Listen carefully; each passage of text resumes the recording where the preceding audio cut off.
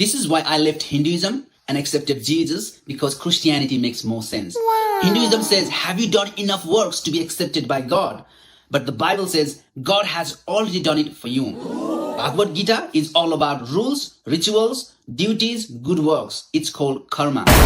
If you have not done enough works, then God is not going to accept you, or you're not going to go to heaven. Absolutely ridiculous. So this is a very unique point that he makes, where because Hinduism is fundamentally a works-based religion, as in you connect with God based on those stuff you have done, your actions, it is invalid compared to Christianity, because Christianity is a faith-based religion. You don't have any rules for faith in God. But at the same time, this doesn't really work well for Christianity either, as it is a faith-based religion. The Christian God is a God that is loving, caring, but at the same time will make you have a certain sexual orientation that he hates. He despises you for it. If a man has sexual relations with a man as one does with a woman, they are both detestable and they are to be put to death. So Christianity does have restrictions and rules and an emphasis on actions, or at least the prohibitions of certain actions. If a man had sex with another man, his punishment is death, even if he believed. The Hindu emphasis on righteousness, on honesty, on certain principles and values that Hindus ought to follow, with its detachment in order to achieve closeness with God, is more universal than the Christian view, which is you have not to be what God made you to be. So it is a religion of works. You work against what God created you to be. Personally, and obviously, I much prefer the Hindu way of doing it, where you certainly have principles and things you ought to do. You have duties that you ought to do. And in order to achieve God, you have to have certain principles, whether it's detachment or honesty, versus the Christian one, which kind of lies to your face by saying it's faith alone that can get you to heaven, except if you have these certain attributes that God gave you.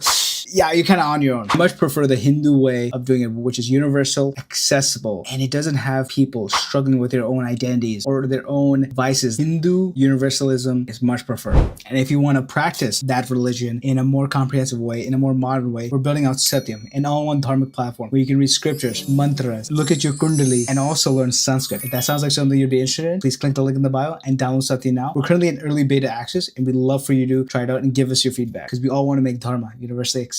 Thank you so much. Jai Shri Krishna.